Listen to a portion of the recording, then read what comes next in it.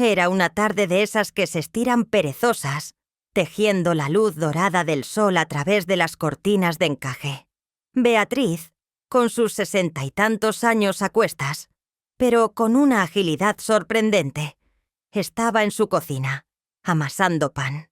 El suave murmullo de la masa cediendo bajo sus manos era el único sonido que rompía el silencio.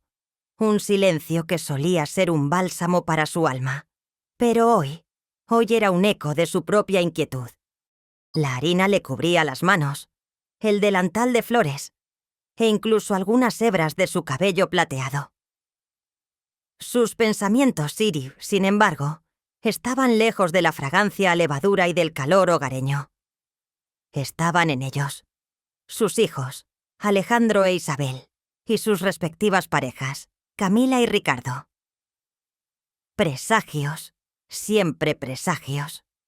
Cada llamada, cada visita, se había convertido en un preámbulo de una petición, de un problema, de una necesidad que, invariablemente, recaía sobre sus hombros. Sentía en la boca del estómago ese nudo familiar de ansiedad, una mezcla agridulce de anticipación y resignación. Sabía que vendrían. La llamada de Alejandro había sido demasiado efusiva, demasiado llena de «Mamá, ¿cómo estás? Te extrañamos tanto». Un preámbulo que ya no la engañaba. Era como la calma tensa antes de una tormenta, solo que la tormenta era siempre financiera, siempre emocional, y siempre la dejaba a ella un poco más vacía. Un incidente reciente, pequeño pero punzante como una espina clavada en el corazón, revolvía su memoria. Su cumpleaños, el mes pasado. Había pasado días horneando su pastel favorito con una receta antigua de su abuela. Había puesto flores frescas en la mesa, preparado café y chocolate caliente. Esperó. Y esperó. Las horas pasaron, y el sol se puso, tiñendo el cielo de naranjas y morados, mientras el pastel se enfriaba y las flores empezaban a marchitarse ligeramente.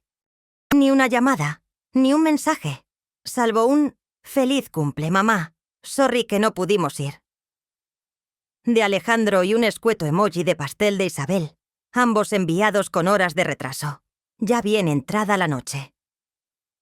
No le había dolido la ausencia del pastel ni de las flores. Le había dolido el olvido, la indiferencia, la sensación de ser una figura de papel en sus vidas, invocada solo cuando el viento de la necesidad soplaba fuerte.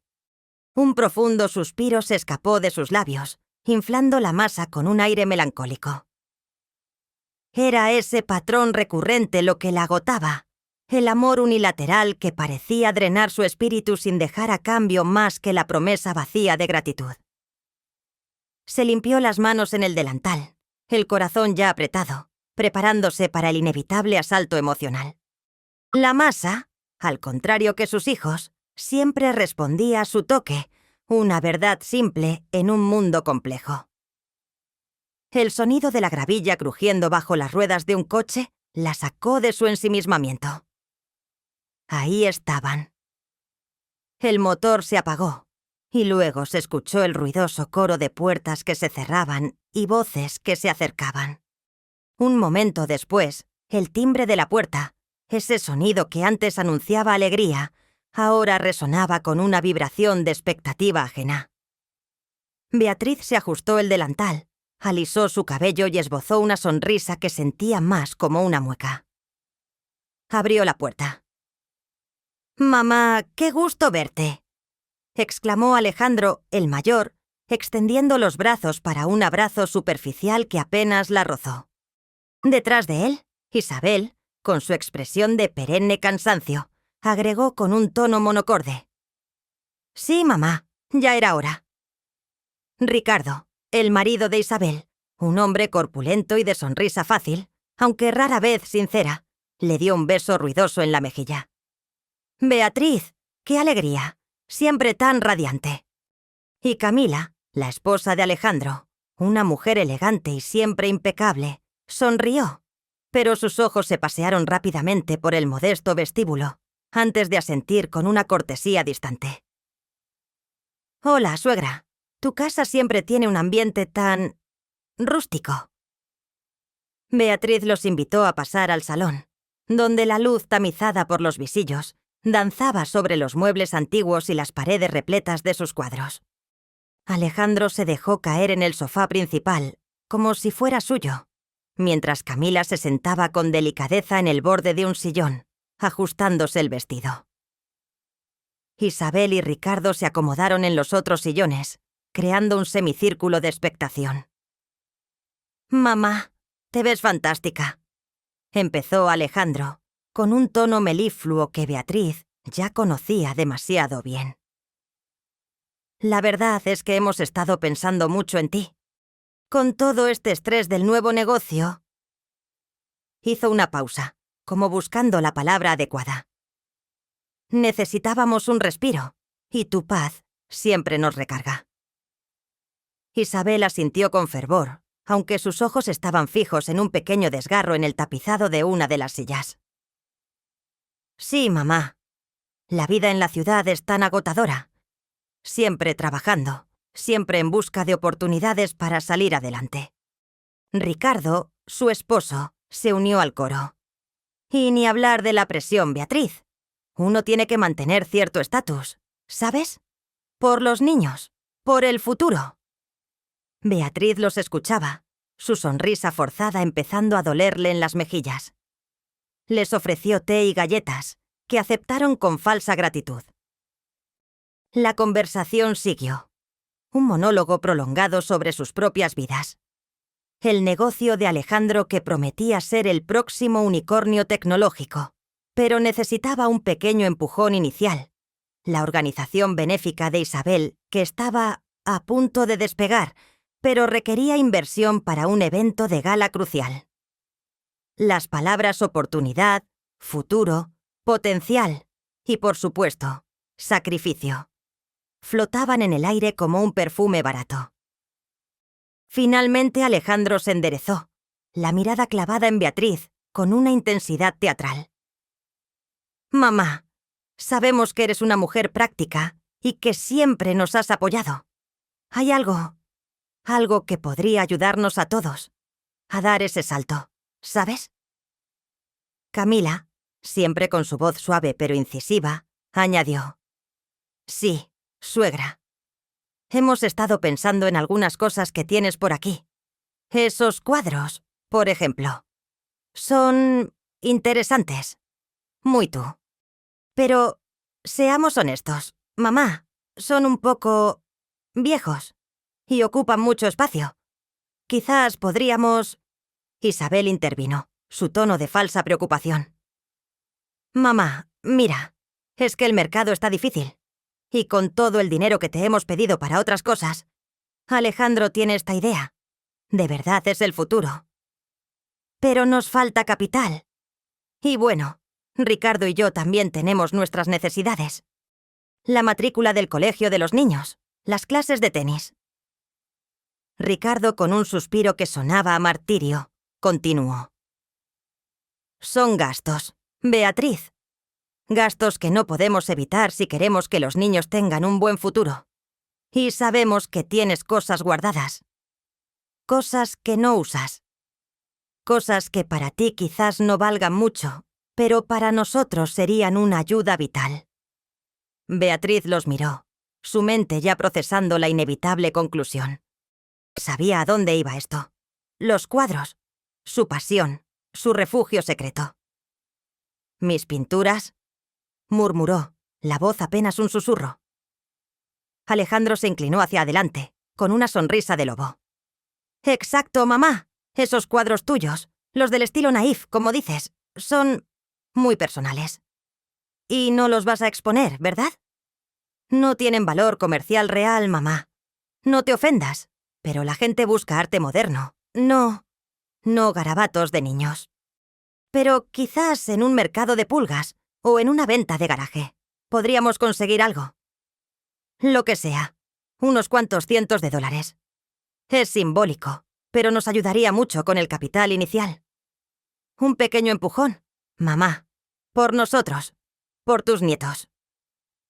Camila añadió, casi como un comentario al aire, pero lo suficientemente alto para que Beatriz lo escuchara.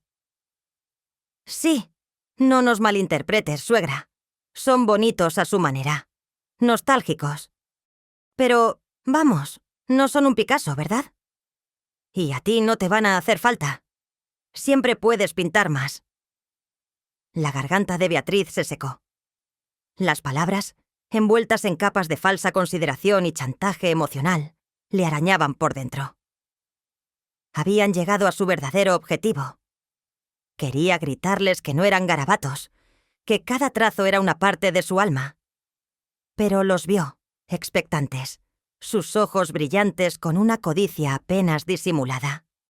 El amor maternal, ese ancla que la había mantenido atada a sus peticiones durante años, se estiraba, a punto de romperse. Pero aún no. Aún no. Beatriz se levantó para ir a la cocina a buscar el agua que había ofrecido, pero en el trayecto, las voces de sus hijos la alcanzaron. Susurros que, en el silencio del pasillo, resonaron con la claridad de un grito. Se detuvo, oculta tras el marco de la puerta, su corazón encogido. No sé cómo mamá aguanta con todas estas baratijas. La voz de Camila, aguda y ligeramente burlona, cortó el aire. Esta casa parece un museo de los horrores. ¿Quién querría todos estos muebles viejos y esos cuadros primitivos? Ni un solo valor real. Es un desastre. Alejandro, su propio hijo, respondió con un suspiro de fastidio. Ya sé, mi amor, es agotador, pero ¿qué vamos a hacer? Es mamá, y bueno, todavía tiene algunos ahorros. Lo suficientes para sacarnos del apuro. Además, piénsalo. Cuando ella ya no esté, esta casa, a pesar de su estilo peculiar, está en una zona de oro. Si la reformamos un poco, quitamos todos estos cuadros ridículos y le damos un toque moderno. Podría valer una fortuna. Isabel, por su parte, se rió con una nota de crueldad. Sí, y esos cuadros. En serio, los ha pintado toda su vida. ¿Y para qué? Para tenerlos aquí acumulando polvo. No valen ni un centavo. Lo bueno es que nos dijo que sí. Unos $100 por un par de ellos en el mercadillo de pulgas ya es más de lo que jamás valdrán. Ricardo, con su voz gutural, añadió: «Y las cosas que tiene guardadas en el ático. Antigüedades», dice ella. Pero más bien son trastos viejos. Hay que hacer limpieza. Un buen vaciado, y luego a redecorar. No sé por qué se aferra tanto a todo esto. Parece que vive en otra época. Parece que vive en un cuento de hadas donde la gente valora el arte que parece hecho por un niño de 5 años. Ironizó Camila. Cuando ella se mude a un lugar más apropiado, o cuando, ya sabes, todo esto será nuestro. Y entonces sí, podremos modernizarlo. Sacar esos horribles tapices y esas figuritas de porcelana ridículas. Hasta ese jardín parece una jungla. Es un trabajo enorme el que nos espera, pero valdrá la pena. Imagínate este lugar con un diseño minimalista, sin esos garabatos por todas partes. Beatriz se apoyó en el umbral. Su cuerpo temblaba ligeramente, pero no por debilidad, sino por una gélida conmoción. Sus palabras, sus susurros, eran como puñales helados que se clavaban en su piel, uno tras otro. No era solo el desprecio por sus pertenencias, por su estilo de vida. Era el desprecio por ella misma, por su existencia, por su arte. Cuando mamá ya no esté. El futuro que vislumbraban para ella era uno de ausencia, uno en el que su presencia era una molestia, y su partida una liberación, una oportunidad de enriquecimiento. Escuchó cómo se repartían su herencia en voz alta, cómo denigraban cada aspecto de su ser, con la cruel indiferencia de quien habla de un objeto inanimado.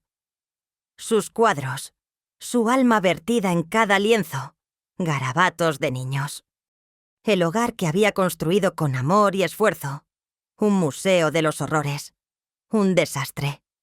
Su jardín, su santuario, una jungla. La promesa de modernizarlo se sentía como una amenaza de borrarla por completo. Un silencio se cernió sobre ella mientras las palabras de ellos seguían repitiéndose en su cabeza. Ya no había tristeza, ni dolor. Solo un vacío helado, una revelación cristalina. Se recompuso, enderezó su espalda y con una respiración profunda, regresó a la cocina, su rostro una máscara impasible. El agua hervía en la tetera, el vapor se elevaba en espirales, y el calor le pareció extraño, ajeno a la frialdad que ahora habitaba su corazón. Ya lo había escuchado todo, y esa vez sería la última. El dolor era una daga que giraba en su pecho, pero Beatriz, con una maestría forjada a lo largo de décadas de sacrificios no reconocidos, logró sofocarlo. Sus manos, que hacía un momento habían temblado, ahora buscaban refugio en la tarea. Empezó a preparar el té con una precisión casi robótica. «¡Claro!», dijo su voz, resonando con una extraña calma al volver al salón. «Claro, mis amores. Sé lo mucho que significa este proyecto para ustedes. Y si mis pinturas pueden ayudar, entonces no hay nada que discutir». Alejandro y los demás intercambiaron miradas de triunfo mal disimulado. Una sonrisa amplia se extendió en el rostro de Alejandro. «Sabía que podíamos contar contigo, mamá.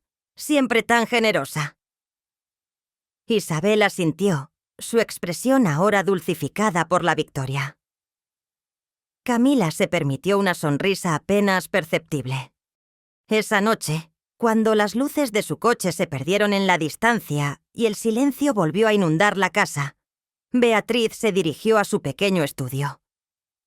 Era un espacio humilde, desordenado con botes de pintura, lienzos apilados y el aroma penetrante de óleos y trementina. Encendió la tenue luz de la lámpara. Sus ojos se posaron en cada cuadro, en cada color vibrante, en cada figura ingenua y emotiva que la había acompañado durante toda su vida. Sentía una punzada, sí, una traición a sí misma. «Lo hago por ellos», se engañaba, repitiendo el mantra que había justificado cada cheque firmado, cada joya vendida, cada ahorro entregado. «Lo hacen por el futuro de la familia», se dijo, la frase sonando hueca en el aire. «Debo ayudarles. Es mi deber como madre, como abuela». Sus manos, ahora expertas en el arte de la renuncia, recorrieron los bastidores. Eligió 3 lienzos pequeños, de sus primeros años, menos conocidos, pero no por ello menos queridos. Eran escenas de su infancia. Un niño volando una cometa en un campo de amapolas, una vendedora de flores con una sonrisa simple, un gato durmiendo plácidamente bajo un sol brillante. Los envolvió cuidadosamente en papel de periódico, luego en una tela gruesa, como si estuviera amortajando una parte de su alma.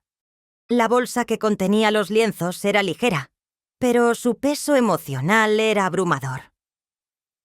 Al día siguiente la llevó al mercado de pulgas, donde un vendedor de artículos usados, con una mueca desinteresada, le ofreció $100 por los 3. Ella asintió, incapaz de regatear, su voz ahogada por la emoción. El billete en su mano se sintió sucio, maculado por la ignorancia y la avaricia. Los días siguientes transcurrieron en una neblina. Alejandro la llamó para invitarla a la gran gala de lanzamiento de su nueva empresa, la joya de la corona, que según él, cambiaría su futuro. «Mamá, queremos que estés ahí. Eres nuestro amuleto de la suerte. La inauguración oficial, con inversores, prensa. Tienes que venir». La voz de Alejandro era inusualmente entusiasta. Isabel, por su parte, le envió un mensaje de texto con una dirección de una boutique de alta costura, sugiriéndole que se comprara algo decente para la ocasión. Beatriz se miró en el espejo. Su armario era modesto, lleno de ropa cómoda, práctica. Pero quería creerles. Quería aferrarse a la última brizna de esperanza de que, tal vez, solo tal vez, esta vez sería diferente. Que la verían, la valorarían, la reconocerían, no por lo que podía dar, sino por lo que era. Abrió el viejo baúl de cedro donde guardaba las pocas prendas que usaba para ocasiones especiales. Encontró un vestido de lino de color lavanda, sencillo pero elegante, que había usado en la boda de su hermana hace años. Lo planchó con esmero. Sacó del joyero un broche de plata que le había regalado su madre, el único que conservaba. Se arregló el cabello. Se maquilló suavemente, intentando disimular las ojeras que el insomnio había tallado bajo sus ojos. No era el lujo ostentoso que sus hijos valoraban, pero era su mejor esfuerzo, hecho con amor y con la última chispa de una esperanza moribunda. Mientras se miraba en el espejo, no pudo evitar la sensación de ser una mariposa a punto de volar hacia una luz brillante, sin saber si esa luz sería un faro o una llama que la consumiría por completo. Se dijo a sí misma que valía la pena el intento. Se lo debía a sí misma, a la parte de ella que aún creía en el amor incondicional. La limusina, rentada por Alejandro para impresionar a sus selectos invitados, se detuvo frente al imponente edificio del Gran Salón Imperial. La fachada de mármol pulido brillaba bajo los focos, y un flujo constante de personas elegantemente vestidas se deslizaba por la alfombra roja, entre el parpadeo de los flashes de los fotógrafos y el murmullo excitado de la multitud. Beatriz, aferrándose al pequeño bolso de mano que había heredado de su abuela, sintió un escalofrío. El aire estaba impregnado con el aroma de perfumes caros y el zumbido de las conversaciones animadas. Por un momento, se sintió una extraña, una intrusa en ese despliegue de opulencia. Su vestido de lino lavanda, modesto pero impoluto, y su sencillo broche de plata, contrastaban vívidamente con el derroche de sedas, joyas y trajes de diseñador que la rodeaban. Cada detalle, desde la textura del tejido hasta el brillo de sus zapatos cuidadosamente lustrados, había sido elegido con amor y la tenue esperanza de que, por una vez, su presencia fuera notada y apreciada por sí misma, no por lo que representaba para ellos. Caminó lentamente, absorbiendo la escena. Los camareros se deslizaban con bandejas de champán. Las risas sonaban como cascadas, y la música de una orquesta de cámara llenaba el espacio con su elegancia. Ella buscaba una señal, un rostro familiar, una mano extendida. Dentro de su pecho, un pequeño fuego de esperanza ardía, alimentado por la fantasía de que Alejandro o Isabel la verían. Se acercarían con una sonrisa genuina. La presentarían con orgullo a sus contactos importantes y le susurrarían un «Gracias, mamá», que valdría más que cualquier fortuna.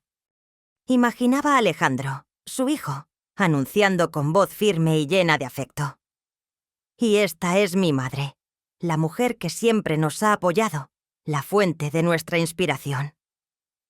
O Isabel, con una calidez que hacía tiempo no sentía, tomándola del brazo y susurrándole al oído: «Gracias por todo, mamá. Sin ti, nada de esto sería posible». Se abrió paso entre la multitud, una figura pequeña y discreta en medio de un mar de rostros desconocidos. La opulencia del lugar era casi abrumadora. Arañas de cristal que derramaban luz como cascadas de diamantes, paredes adornadas con tapices suntuosos, arreglos florales que parecían esculturas efímeras. Era un mundo aparte del suyo, un mundo al que sus hijos aspiraban con una ferocidad casi palpable. Se sentía como una hoja flotando en un río caudaloso, intentando encontrar un asidero. Se detuvo junto a una columna, observando la escena con una mezcla de curiosidad y la persistente punzada de ansiedad. Sus ojos se movían de un lado a otro, buscando los rostros de sus hijos. Un grupo de personas se agolpaba en el centro del salón. Risas ruidosas y brindis resonaban a su alrededor. Reconoció a Alejandro, su cabeza erguida, su sonrisa amplia mientras estrechaba manos. Isabel estaba a su lado, resplandeciente en un vestido de seda escarlata. Su risa era más fuerte que el resto. Beatriz se armó de valor y comenzó a caminar hacia ellos, el corazón latiéndole con una nueva esperanza. Esta era la noche. La noche en que por fin todo valdría la pena. La noche en que sería reconocida, amada, integrada en ese mundo al que tanto había contribuido desde las sombras. Su paso era lento pero firme. Cada paso la acercaba a la tan anhelada validación. La música la envolvía. El murmullo de las conversaciones se elevaba, pero lo único que escuchaba era el eco de sus propias expectativas. El vestido de lino, que antes le parecía demasiado sencillo, ahora le otorgaba una sensación de humildad y autenticidad. No necesitaba lujos para sentirse valiosa, solo el reconocimiento de aquellos a quienes más amaba. La cercanía del fuego de esperanza la mantenía cálida por dentro, a pesar del aire acondicionado que soplaba fríamente. Estaba a punto de alcanzar el grupo cuando las risas de sus hijos se hicieron más nítidas, y su nombre, apenas un susurro, flotó en el aire, como una promesa que estaba a punto de cumplirse.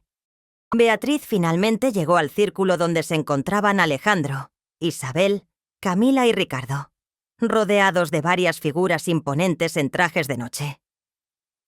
La conversación era animada, llena de risas y halagos mutuos sobre el éxito del nuevo negocio.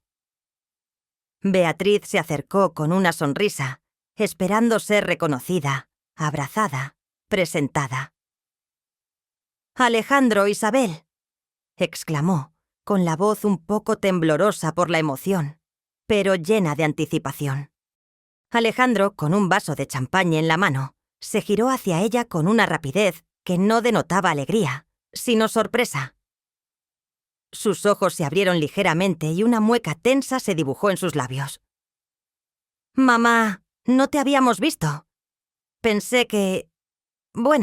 que llegarías más tarde».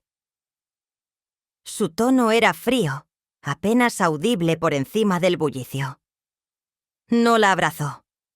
Isabel, al verla, se llevó una mano a la boca, susurrando a Ricardo. «Ay, no. ¿Justo ahora?» Luego se dirigió a Beatriz con una sonrisa forzada que no llegó a sus ojos. «Mamá, ¿qué sorpresa? ¿Estás aquí?» Camila, por su parte, clavó su mirada en el vestido de Beatriz. Su labio superior se curvó imperceptiblemente. «Suegra, qué interesante elección de vestuario. Tan... retro». El comentario de Camila, como una aguja helada, atravesó la fina capa de esperanza de Beatriz. Intentó ignorarlo. «Quería verlos, apoyar a Alejandro en su gran noche», dijo, con la voz aún vibrante de la emoción que había traído consigo. Fue entonces cuando Alejandro, volviéndose hacia un hombre de negocios de aspecto serio a su lado, la interrumpió abruptamente. «Permítame, señor Fuentes. Esta es mi madre, Beatriz. Ha venido a ver qué tal el evento». «Mamá, no te entretengas, que estamos en medio de una conversación importante con el señor Fuentes, un inversor potencial clave. No querrá aburrirse con nuestras trivialidades de negocios».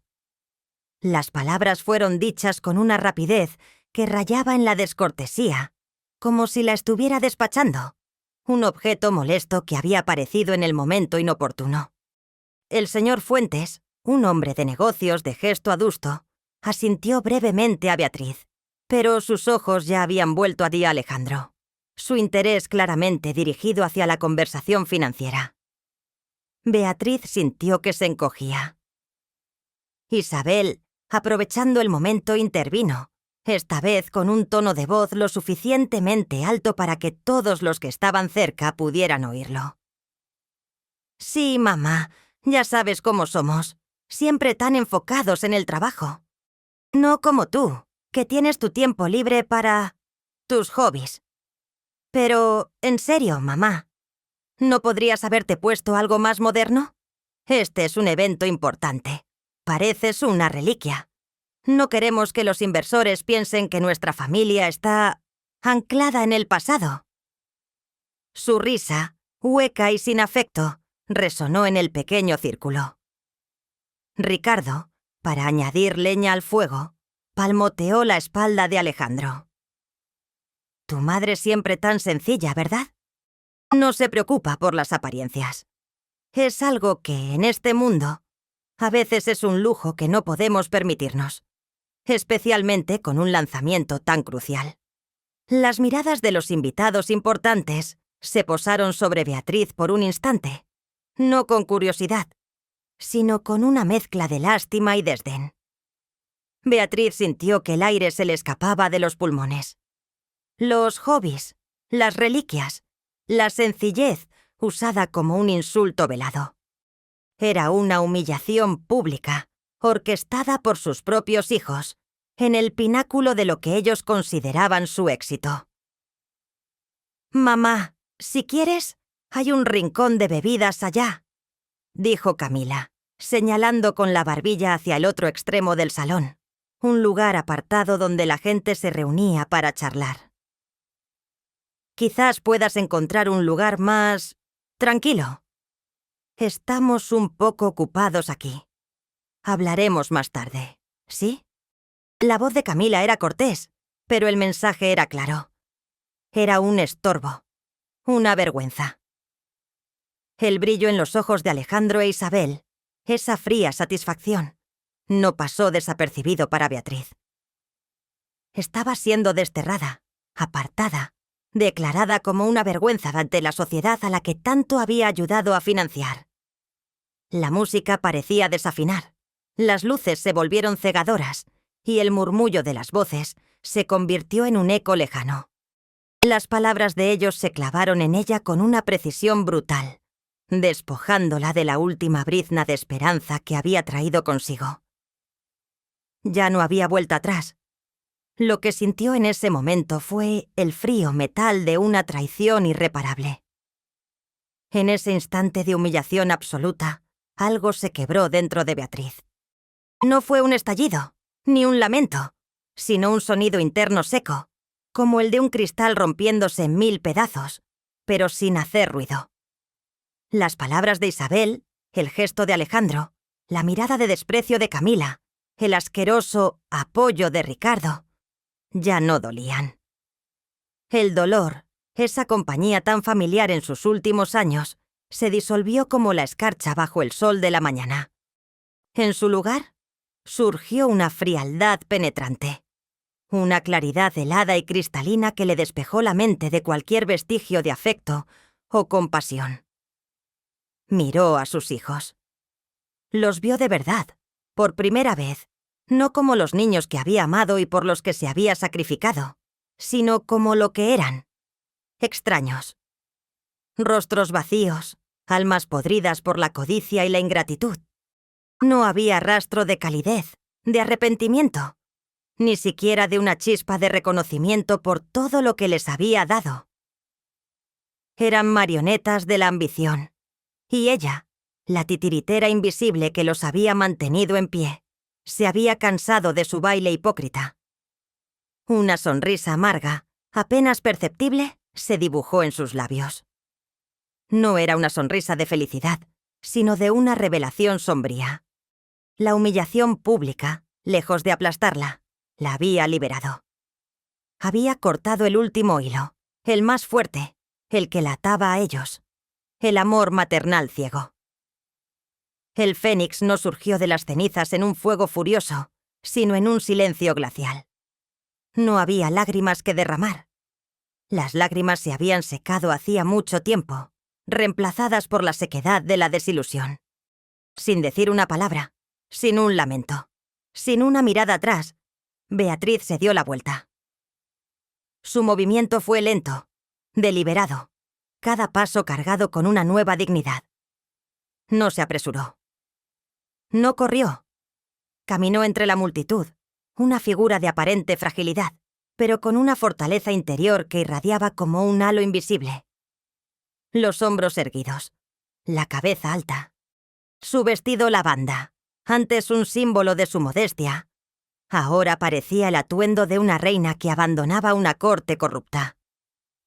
Alejandro, Isabel, Camila y Ricardo, aún inmersos en su conversación con el inversor, apenas notaron su partida. Quizás una vaga molestia al verla alejarse, asumiendo que se había ido a buscar un rincón más tranquilo, como le había sugerido Camila. O quizás una ligera sensación de alivio al ver que el problema se había resuelto solo. No hubo una despedida, ni un último intento de retenerla. Para ellos, ella simplemente se desvaneció en el fondo, una sombra en su brillante noche. Beatriz siguió caminando, el ruido del salón desvaneciéndose detrás de ella, reemplazado por un silencio que ahora se sentía como una promesa, no una carga. Cruzó la alfombra roja, ignorando el parpadeo de los flashes y las miradas curiosas. Abrió las pesadas puertas del salón y salió a la fría noche. El aire fresco le llenó los pulmones, una bocanada de libertad que le supo a victoria. La limusina que la había traído ya se había ido, pero eso no importaba. Sacó su teléfono y marcó un número, el único número que importaba en ese momento. Su voz, cuando habló, era clara, fría y decidida, como el acero. «Javier», dijo, su tono resonando con una autoridad que nunca antes había usado con sus hijos. «Es la hora». El aire de la noche era fresco y cortante, un contraste bienvenido con el sofocante ambiente del gran salón imperial. Beatriz no dudó ni un segundo. Apenas hubo pisado el pavimento, su mano, firme y sin temblor, ya estaba marcando el número.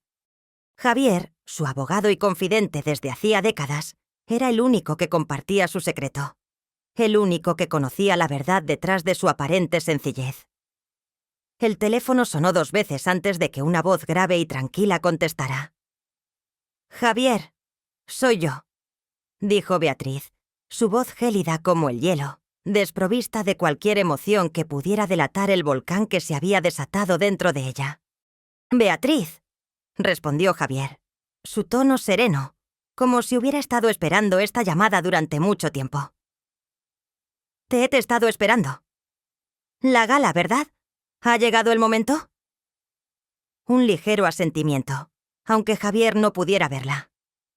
«Ha llegado», afirmó Beatriz, y la palabra resonó con una finalidad que la sorprendió incluso a ella misma. «No hay vuelta atrás. Las humillaciones han llegado a su límite. No habrá más sacrificios. No habrá más piedad. Es la hora». Javier no preguntó más. No había necesidad. La conversación era breve, precisa, el resultado de años de planificación silenciosa, de una contingencia elaborada con meticulosidad para un día que esperaban que nunca llegara, pero que ambos sabían que era inevitable. «Entendido, Beatriz», respondió Javier. Su voz era tranquila, pero Beatriz detectó una corriente subterránea de energía, un motor que comenzaba a arrancar.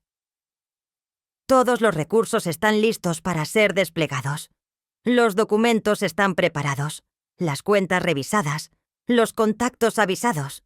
La información está lista para ser liberada. ¿Activamos el plan completo?»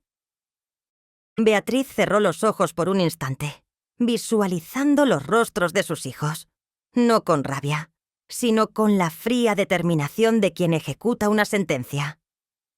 La imagen del billete de $100, el precio irrisorio por la esencia de su alma, parpadeó en su mente. «Activamos el plan completo, Javier. Sin miramientos. Sin excepciones. Que la justicia sea servida con la misma crueldad que ellos han demostrado». Un suspiro casi inaudible de Javier al otro lado de la línea. «Como desees, Beatriz. El proceso comenzará en las próximas horas. Puedes descansar. De ahora en adelante, yo me encargo de todo». Gracias, Javier, dijo Beatriz, y la palabra, pronunciada con una sinceridad inmensa, no era solo por su profesionalidad, sino por su lealtad, por su comprensión silenciosa. Colgó el teléfono. El peso de la decisión ya no era una carga, sino una liberación. El aire de la noche, que antes le había parecido cortante, ahora se sentía revitalizante, un presagio de un nuevo amanecer. El plan de contingencia ya no era una opción lejana, era la realidad. Y por primera vez en mucho tiempo, Beatriz sintió una extraña sensación de paz. La guerra había comenzado, y ella no estaba luchando sola. Sentada en un taxi que la llevaba de regreso a su humilde casa, Beatriz se permitió, por primera vez en años, revivir el secreto que la había acompañado toda su vida. No era un secreto de vergüenza, sino de protección. Protección para su arte, para su paz, para su fortuna. Javier había sido la única persona en quien había confiado plenamente, su confidente y el guardián de su identidad secreta. Su historia como artista había comenzado en la adolescencia, en el pequeño pueblo costero donde creció. No había estudiado arte en academias prestigiosas.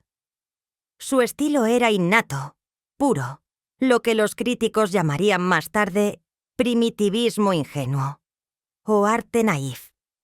Pintaba escenas cotidianas, recuerdos de la infancia, sueños vívidos, pescadores con redes de colores imposibles, mercados bullentes donde las frutas bailaban en sus canastas, niños con ojos enormes y sonrisas honestas, animales antropomórficos con expresiones conmovedoras. Usaba colores vibrantes, líneas simples y una perspectiva que desafiaba las normas académicas, pero que capturaba una verdad emocional que pocos lograban. Durante décadas, su arte fue un pasatiempo, una terapia, algo que solo compartía con su esposo, ya fallecido, quien siempre la animó, aunque nunca comprendió del todo la magnitud de su talento. Fue en un viaje a Europa, hace unos 25 años, cuando su vida tomó un giro inesperado. Visitando un pequeño mercado de antigüedades en París, expuso discretamente un par de sus cuadros que llevaba consigo para inspirarse. Un hombre, un galerista retirado de nombre Antoine Moreau, conocido por su ojo para el arte descubierto y no convencional, se detuvo frente a sus obras. Moreau era una leyenda en el mundo del arte, famoso por haber lanzado las carreras de varios artistas marginales que se convirtieron en iconos. Antoine se quedó allí, inmóvil, durante casi una hora, hipnotizado por la pureza y la fuerza de las composiciones de Beatriz. Sus ojos, acostumbrados a la sofisticación y el cinismo del mundo del arte, vieron algo genuino, algo ancestral en sus garabatos de niños. Se acercó a ella, su rostro una máscara de asombro. «Madame», dijo en un español fluido, Esto es genio. ¿Quién es el artista?» Beatriz, abrumada, solo pudo murmurar que eran suyos. Antoine, reconociendo la inocencia y el temor del artista, le propuso un pacto. Él creía que su arte florecería en la oscuridad, lejos de las presiones comerciales y las expectativas del mercado. Le sugirió que adoptara un seudónimo, La Mano Pura, y que mantuviera su identidad en secreto. Él sería su único marchante, vendiendo sus obras a una clientela selecta y exclusiva, coleccionistas que buscaban rarezas, no nombres. Él gestionaría todo, desde la discreta distribución hasta las ventas exorbitantes, permitiéndole seguir viviendo su vida tranquila mientras su leyenda crecía en el anonimato. Beatriz, intuitivamente, confió en él.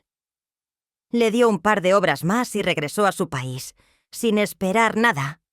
Pero la magia había comenzado. Antoine era un genio de la estrategia. Empezó a vender sus obras en subastas privadas, creando un aura de misterio alrededor de La Mano Pura. Los cuadros de Beatriz, con sus colores vibrantes y sus narrativas conmovedoras, comenzaron a circular en círculos privados, elevando su valor exponencialmente. La demanda superó con creces la oferta. Coleccionistas de renombre mundial, desde magnates asiáticos hasta princesas europeas, se obsesionaron con adquirir una obra de la mano pura. El anonimato disparó su precio. Un cuadro que tardaba semanas en pintar podía venderse por cientos de miles, a veces millones de dólares. Antoine, fiel a su palabra, enviaba regularmente informes detallados y transferencias bancarias a una cuenta suiza, a nombre de Beatriz. Una cuenta de la que ni sus hijos, ni nadie más, sabían. Así fue como Beatriz, la simple abuela de la casa rústica, se convirtió en una de las artistas vivas más buscadas y ricas del mundo, sin que nadie lo supiera. Su fortuna era inmensa, acumulada en una cuenta que había crecido de forma exponencial, alimentada por las guerras de ofertas por sus garabatos de niños. Había mantenido el secreto por muchas razones. El miedo a que la fama corrompiera su arte, el deseo de una vida normal y la certeza de que sus hijos, con su ambición desmedida, no la verían a ella, sino solo el dinero. Ya los veía, exigiendo, despilfarrando, arruinando su legado. Había visto la codicia en sus ojos desde hacía mucho tiempo, y por eso había construido esta fortaleza invisible de anonimato y riqueza secreta. Recordó el pequeño mercado de pulgas, la mirada desinteresada del vendedor que le había dado $100 por 3 de sus primeras obras. Obras que ahora, de saberse su autoría, valdrían varios millones cada una. Había sentido una punzada entonces, pero también una confirmación. Sus hijos habían desechado su arte, su pasión, su esencia, por lo que creían que era una miseria. Ahora, ese mismo desprecio sería su perdición. El taxi se detuvo frente a su casa. El silencio era diferente ahora. No era el silencio de la espera ansiosa, sino el de la calma antes de la tormenta perfecta que ella misma había desatado. Javier llegó a la casa de Beatriz al amanecer, con el maletín de cuero gastado bajo el brazo. El café recién hecho perfumaba el aire.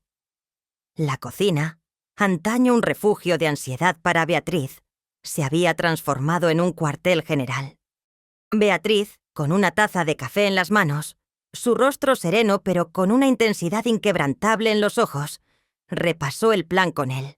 La estructura del ataque era multifacética, despiadada, diseñada para golpear cada pilar de la existencia de sus hijos.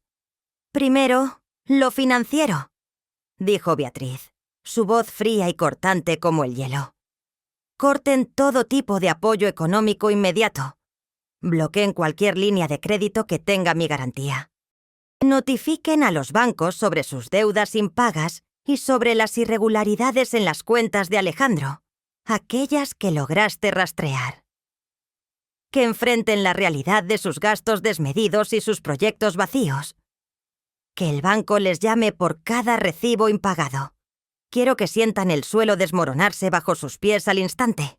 Javier asintió, tomando notas en su pequeña libreta. He preparado notificaciones formales a todos los bancos donde tienen cuentas asociadas contigo o con garantías colaterales. Las transferencias se han detenido.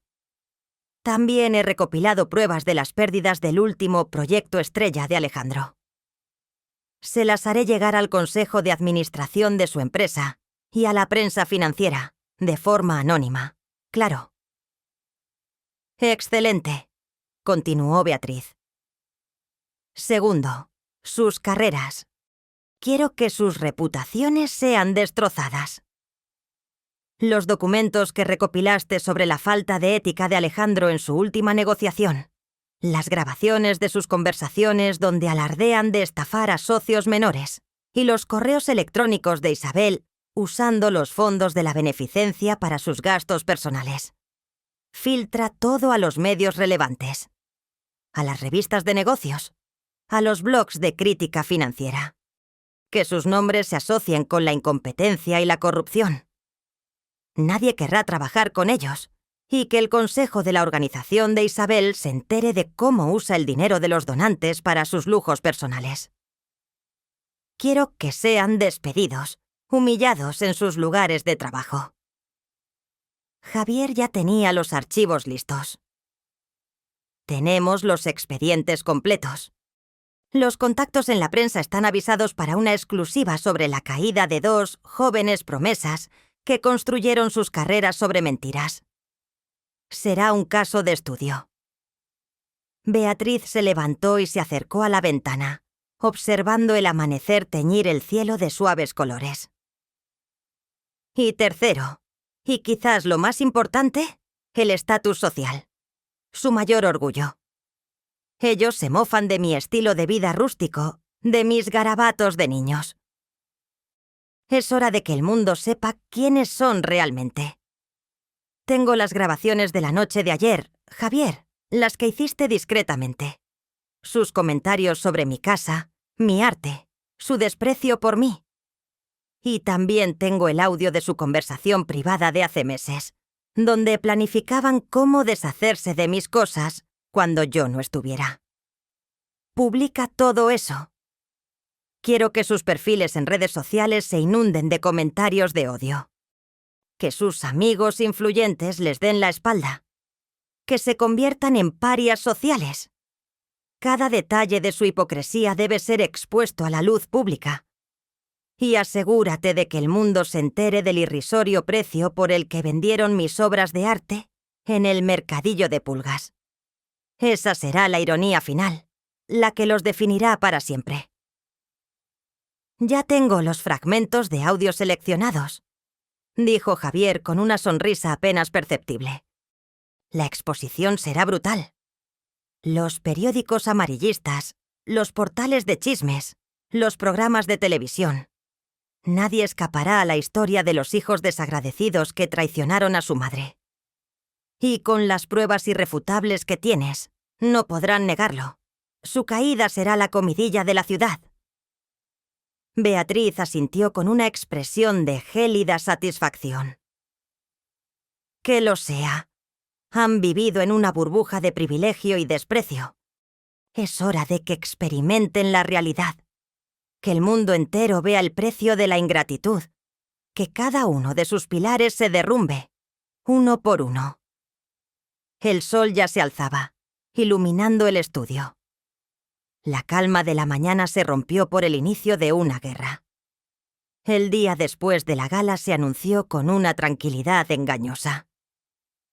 Alejandro se despertó en su lujoso penthouse, la resaca de la celebración aún nublando su juicio. Encendió la cafetera de diseño, y mientras esperaba, decidió darse un gusto. Tenía una reunión importante y quería impresionar. Sacó su tarjeta de crédito premium para comprar un reloj de edición limitada que había visto en una boutique exclusiva el día anterior, un capricho de miles de dólares que consideraba merecido después del éxito del lanzamiento. Abrió la aplicación de la tienda y seleccionó el reloj. Al intentar completar la compra, la pantalla mostró un mensaje de error. Transacción denegada. Contacte a su banco. ¿Qué diablos?, murmuró, frunciendo el ceño. Pensó que era un error temporal del sistema y lo intentó de nuevo. Mismo resultado. Frustrado, marcó el número de su gerente bancario. El tono de la voz al otro lado de la línea era diferente, frío y distante. «Señor Valdés», dijo el gerente, «me temo que ha habido un cambio significativo en sus cuentas. Todas sus líneas de crédito han sido suspendidas y hay un embargo preventivo sobre sus activos, debido a una serie de irregularidades y deudas vencidas que hasta ahora estaban siendo cubiertas por una garantía externa. Esa garantía, me informa nuestro departamento legal, ha sido retirada por la titular». Alejandro se quedó en silencio, con la boca ligeramente abierta. ¿Garantía retirada? ¿Qué garantía? Mi madre. ¿De qué está hablando? La señora Beatriz Valdés ha retirado formalmente su aval y ha notificado ciertas discrepancias en las transferencias recientes. También ha presentado evidencia de malversación de fondos en su empresa, lo que has activado cláusulas de incumplimiento. Me temo que sus cuentas están ahora congeladas hasta que se resuelvan estas cuestiones, y el préstamo para su nuevo proyecto ha sido revocado. El teléfono de Alejandro resbaló de su mano y golpeó el suelo alfombrado. «¡No puede ser!», gritó al aire, su rostro pálido. Mientras tanto, en la casa de Isabel, el drama se desarrollaba de manera similar. Isabel, que planeaba ir a su clase de yoga privada seguida de un brunch con amigas, intentó reservar un Uber de lujo. La aplicación la rechazó, indicando que su tarjeta estaba sin fondos. Lo intentó con otra tarjeta y otra. Todas fallaron. Presa del pánico, llamó a Ricardo, quien ya estaba furioso en su propia oficina en casa. «Ricardo, ¿qué demonios pasa con las tarjetas? No puedo pagar nada. ¿Y el colegio de los niños? Me acaba de llegar una notificación de impago de la matrícula». La voz de Ricardo, al otro lado de la línea, era tensa y desesperada. «No me hables de eso, Isabel. Es un desastre. Mis cuentas también están bloqueadas. El préstamo para la expansión de mi consultora ha sido cancelado. Y el banco me está llamando por todas partes. Están exigiendo que pague las deudas de hace años que mamá supuestamente cubría. Es ella. Tiene que ser mamá. ¿Pero cómo? No tiene ese poder». «¿Mamá? ¿Pero por qué haría algo así? Si nos dio $100 por sus cuadros el otro día. ¿Estaba tan feliz de ayudar?», exclamó Isabel, su voz subiendo de tono. «No lo sé, Isabel, pero esto es catastrófico. No tenemos dinero para nada. Mis inversiones, mi capital. Todo ha desaparecido. Nos han arruinado. Mamá nos ha arruinado», gritó Ricardo golpeando su escritorio. El pánico se apoderó de ambos. Sus voces se superponían en una cacofonía de terror y confusión, mientras su mundo financiero se desmoronaba en cuestión de minutos, dejándolos desprotegidos y vulnerables, por primera vez, a la cruda realidad de su propia insolvencia. El elegante despacho de Alfonso Montalvo, CEO de Innovaciones Futuras, la empresa que Alejandro aspiraba a liderar, tenía un aire solemne esa mañana. Alejandro entró, con el nudo en el estómago por el colapso financiero de la mañana. Tenía la esperanza de que en la oficina al menos podría aparentar normalidad, que su trabajo sería su refugio. Pero la expresión grave de Montalvo le dijo de inmediato que no sería así. «Alejandro, por favor, siéntate», dijo Montalvo, su voz gélida. Sobre su escritorio, un grueso expediente reposaba ominosamente. «Hemos recibido algunos documentos y grabaciones sumamente perturbadores. Sobre ti». Alejandro sintió un escalofrío. «Señor Montalvo, no sé de qué habla. He sido un empleado leal y he traído grandes acuerdos a esta empresa». Montalvo encendió una pequeña grabadora. De ella surgió la voz inconfundible de Alejandro, riendo. «Créeme, amigo, esa licitación está en el bote. No importa que tengamos que ajustar un poco los números o prometer más de lo que podemos cumplir. Los inversores son unos inocentes, y al final, la culpa será de la burocracia, no nuestra. Mamá siempre nos saca de cualquier apuro». Luego la voz de Camila. «Sí, mi amor. Es lo bueno de tener una suegra con dinero, siempre dispuesta a limpiar tus desastres. Así podemos arriesgarnos más». La sangre se heló en las venas de Alejandro. Eran sus propias palabras. «¿Quién...?» Montalvo pausó la grabación. «Esto es solo una pequeña muestra, Alejandro. Tenemos grabaciones de tus llamadas, donde denigras a tus socios, donde manipulas las cifras de proyectos.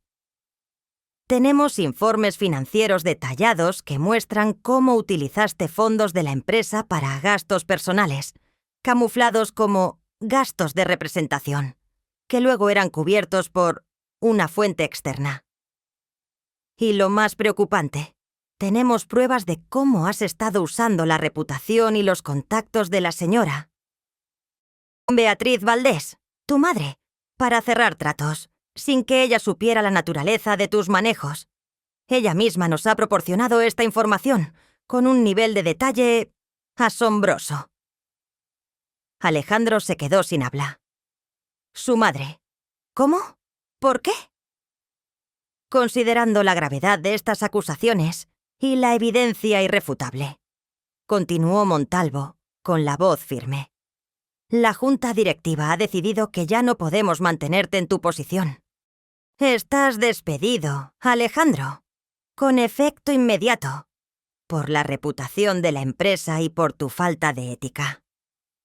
Mientras Alejandro era despedido, Isabel vivía un drama similar en la sede de la Fundación Esperanza para Todos, la organización benéfica que presidía. La directora ejecutiva, Elena Robles, la esperaba con una expresión sombría. «Isabel», comenzó Elena, con un tono más de decepción que de ira. «Han llegado a mi oficina unos documentos, unas transferencias y unos correos electrónicos. Muestran que has estado desviando una parte significativa de los fondos de los donantes para cubrir tus gastos personales de lujo.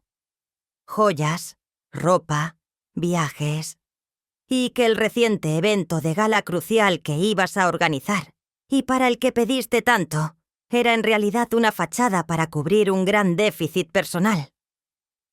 Isabel al principio intentó negarlo. «Eso es una calumnia. Esas son mentiras». Elena le mostró capturas de pantalla de correos electrónicos. «Aquí está el desglose de los gastos, Isabel. Y aquí, una conversación por mensaje de texto con tu marido, Ricardo, donde se discute cómo justificar estos gastos ante la auditoría. Los correos fueron enviados desde tu cuenta personal, pero hacen referencia directa a los fondos de la fundación. Y la fuente de esta información es, de nuevo, la señora Beatriz Valdés, quien parece tener un conocimiento íntimo de tus finanzas». Isabel sintió que el mundo se le venía encima. Su madre. Era imposible. «Mi madre no haría esto. Ella no sabe nada de mis cuentas». «Pues parece que sí», replicó Elena, sus ojos fríos. «Tenemos pruebas irrefutables. La reputación de la fundación está en juego. No podemos permitir que esto se sepa. Así que, con gran pesar, te informo que tu puesto como presidenta de la Fundación Esperanza para Todos ha sido revocado. Debes abandonar las instalaciones de inmediato». La humillación de Isabel fue completa. Las lágrimas brotaron de sus ojos, pero eran lágrimas de rabia y desesperación, no de arrepentimiento. Su carrera, su estatus, todo se había derrumbado en un instante. Los lujos, las influencias, las apariencias. Todo se había esfumado, dejando al descubierto la cruda realidad de su propia bancarrota, tanto financiera como moral. Después de la humillación pública y el colapso financiero y profesional, Alejandro Equesime e Isabel, junto con sus cónyuges Camila y Ricardo, se encontraron en un abismo de desesperación. Su primera reacción fue buscar el apoyo de su red de amigos influyentes, esas personas con las que habían compartido cenas costosas, vacaciones de lujo y brindis por el éxito. Estaban acostumbrados a ser parte de la élite, a que las puertas se abrieran con un simple llamado o un mensaje. Alejandro, todavía en shock por su despido, tomó su teléfono y empezó a llamar a sus contactos más cercanos. Primero, a Martín, su socio en varios negocios exitosos, un hombre que siempre le había jurado lealtad y admiración. El teléfono sonó y sonó, hasta que finalmente la llamada se desvió al buzón de voz. Alejandro dejó un mensaje desesperado. «Martín, por favor, llámame. Necesito tu ayuda. Es urgente. Es un malentendido, te lo juro». Minutos después, recibió un mensaje de texto de Martín. «Lo siento, Alejandro. Estoy en una reunión crucial y no puedo hablar. Te llamo luego. El luego nunca llegó. Alejandro intentó con otros, banqueros, inversores, políticos. Las llamadas no eran contestadas, o si lo eran, las voces al otro lado eran corteses pero frías, con excusas vagas. Estoy fuera del país, mi agenda está imposible. No creo que este sea un buen momento para hablar de negocios. Mientras tanto, Isabel experimentaba un aislamiento similar. Intentó contactar a las damas de la alta sociedad con las que había organizado galas benéficas y desfiles de moda. «Querida Isabel», dijo una voz que antes había sido cálida. «Lo siento mucho, pero con todo lo que se está diciendo. Sabes, la reputación de la beneficencia es primordial. No podemos permitirnos ninguna controversia». La llamada terminó abruptamente. Otra amiga le envió un mensaje por WhatsApp. «Estoy muy ocupada con el desfile de esta noche. Quizás hablemos en otro momento». El silencio que siguió a esos mensajes fue ensordecedor. Camila y Ricardo también se enfrentaron a una pared de indiferencia. Los mensajes de texto a sus grupos de amigos en común quedaron sin respuesta. Las invitaciones a eventos sociales simplemente dejaron de llegar. Los amigos, que antes competían por sentarse en su mesa en los restaurantes de moda, ahora parecían no reconocerlos en la calle. Fue en ese momento de aislamiento absoluto que la cruda verdad comenzó a filtrarse en sus mentes. Una revelación brutal. Su estatus social, sus contactos, su círculo de influencia, no eran el resultado de su encanto personal, su inteligencia o su talento. Todo había sido un reflejo de la sombra de Beatriz, de la riqueza invisible de la que ellos se habían beneficiado y que, en su ignorancia, habían dado por sentada. Sus amigos no los valoraban a ellos, sino el brillo de su dinero y la aparente solidez de sus conexiones, que sin saberlo, emanaban de la mujer a la que habían despreciado. «No puedo creerlo», exclamó Alejandro, tirando su teléfono al sofá. «Nadie contesta. Es como si hubiéramos desaparecido del mapa».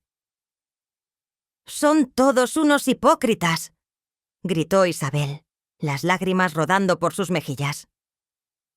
«Solo les importaba el dinero. Nunca fuimos sus amigos de verdad». Ricardo, con la cabeza entre las manos, murmuró: «Siempre pensamos que éramos los reyes del mundo, que éramos intocables. Y ahora nadie nos quiere ni ver».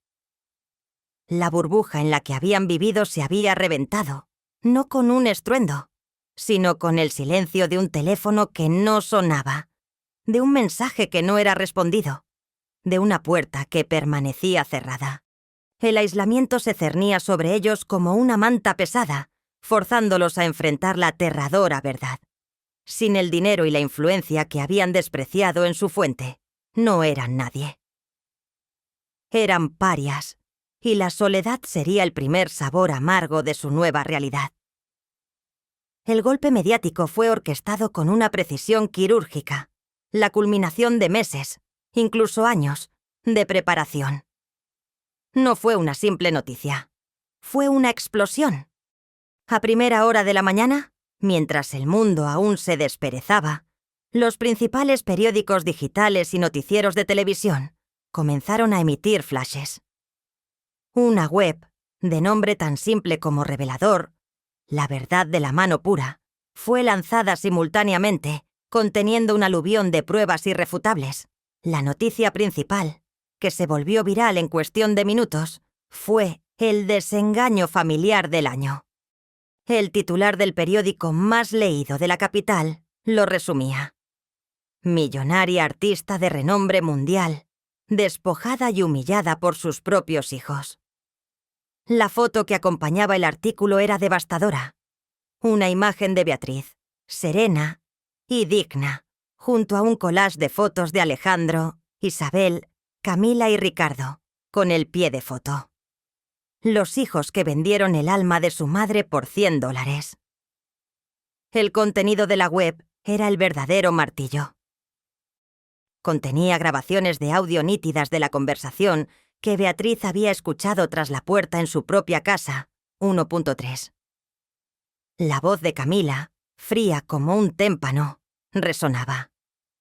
Esta casa parece un museo de los horrores. ¿Quién querría todos estos muebles viejos y esos cuadros primitivos? Ni un solo valor real. Es un desastre. Y la respuesta de Alejandro, cargada de desprecio. Cuando ella ya no esté, esta casa podría valer una fortuna. Si quitamos todos estos cuadros ridículos y le damos un toque moderno. Luego un archivo de audio del momento de la humillación en la gala, con la voz de Isabel, llena de burla. «Mamá, ¿no podrías haberte puesto algo más moderno? Este es un evento importante. Pareces una reliquia. No queremos que los inversores piensen que nuestra familia está anclada en el pasado». Pero el golpe maestro fue la revelación de la identidad de La Mano Pura. La web incluía un segmento de video corto pero impactante. Un experto en arte de renombre mundial, el doctor Elías Benítez, que rara vez hablaba en público, declaraba con una seriedad absoluta. Durante décadas, el mundo del arte ha especulado sobre la identidad de La Mano Pura, la artista primitiva cuyas obras son tesoros invaluables, alcanzando cifras estratosféricas en subastas privadas. Hoy, con el permiso de la artista, podemos revelar que La Mano Pura no es otra que la señora Beatriz Valdés. Sus garabatos de niños, como algunos los han llamado con ignorancia, son de hecho obras de genio puro, buscadas por los coleccionistas más exigentes del planeta. Sus obras, vendidas por cientos de millones en el mercado clandestino, ahora se revelan al mundo bajo su verdadero nombre. La web también contenía documentos bancarios que probaban la inmensa fortuna de Beatriz, los contratos de venta de sus obras por sumas astronómicas y, en un contraste brutal, el recibo de venta de las 3 pinturas vendidas por $100 en el mercadillo de pulgas, con una nota de Javier explicando la verdadera identidad del artista. La noticia explotó. Los principales noticieros de la televisión interrumpieron sus programaciones. Las emisoras de radio no hablaban de otra cosa. Las redes sociales se incendiaron. La Mano Pura y Beatriz Valdés se convirtieron en trending topics mundiales. La historia de la abuela genio y sus hijos desagradecidos eclipsó cualquier otro evento. Las frases condenatorias de Alejandro, Isabel y Camila se repitieron una y otra vez, amplificadas por millones de personas horrorizadas e indignadas. El público había sido testigo de la crueldad, y la respuesta fue una ola de condena que arrastraría a los culpables. La venganza de Beatriz no solo era financiera y profesional, era moral y pública, y no había escapatoria. La reacción de la sociedad fue instantánea y virulenta. Las redes sociales, ese espejo amplificado de la opinión pública, se convirtieron en un campo de batalla donde Alejandro, Isabel, Camila y Ricardo fueron arrastrados, desmembrados y linchados digitalmente. Sus perfiles, antaño plataformas para exhibir su vida de lujo y sus logros, se llenaron de un torrente incesante de comentarios de odio. «Hijos ingratos, basuras humanas. ¡Qué vergüenza para esa pobre madre! La Mano Pura es una reina», escribió un usuario. Otro, con más mordacidad, publicó: «Menos mal que vendieron los garabatos por $100, porque su valor como seres humanos es 0. ¡Qué asco de gente!». Karma. Los memes proliferaron como hongos después de la lluvia. Había uno de Beatriz, serena y majestuosa, con una corona, y sus hijos, caricaturizados como mendigos con sacos de arpillera, pidiendo limosna con letreros que decían: «Mis cuadros valen $100». Otro mostraba un cuadro de La Mano Pura, con la leyenda: «Esta obra vale 3 millones. Mis hijos me valen 0». Los comentarios no se limitaban a insultos. Eran juicios detallados, llenos de indignación moral. Despedidos y humillados por su propia madre. Se lo merecen por hipócritas y ladrones. Nunca entendieron el verdadero valor. Qué triste que el amor materno se encuentre con tal ingratitud. Sus fotografías de lujo, sus viajes exóticos, sus coches caros, todo fue objeto de burla y condena. Cada ostentación pasada se convertía ahora en una prueba de su vacuidad. Sus antiguos amigos y colegas se apresuraron a repudiarlos públicamente, ansiosos por distanciarse del escándalo. Los grupos de WhatsApp en los que antes eran activos, ahora explotaban con mensajes en su contra. «No puedo creer que alguna vez los consideré amigos», escribió una antigua socia de Isabel en un grupo de élite. «Esta es la prueba de que el dinero no compra la clase. ¡Asquerosos!». Otra, una socialité que había asistido a la gala, publicó en su Instagram: «Profundamente decepcionada por las acciones de ciertas personas que consideraba conocidas. La clase y la integridad no se compran. Mi apoyo incondicional a la increíble Beatriz Valdés». Incluso algunos programas de televisión y radio comenzaron a hacer encuestas telefónicas en vivo sobre el caso, y los resultados eran abrumadores. La sociedad había dictado su sentencia de culpabilidad. El nombre de Alejandro, Isabel, Camila y Ricardo se convirtió en sinónimo de ingratitud y desprecio. No podían salir a la calle sin ser reconocidos y recibir miradas de condena, susurros o, en algunos casos, insultos directos. La humillación ya no era solo digital, era tangible, omnipresente. En medio de ese torbellino de condena pública, el teléfono de Alejandro, que había permanecido mudo durante días, sonó. El número era desconocido. Dudó, pero la desesperación le hizo contestar.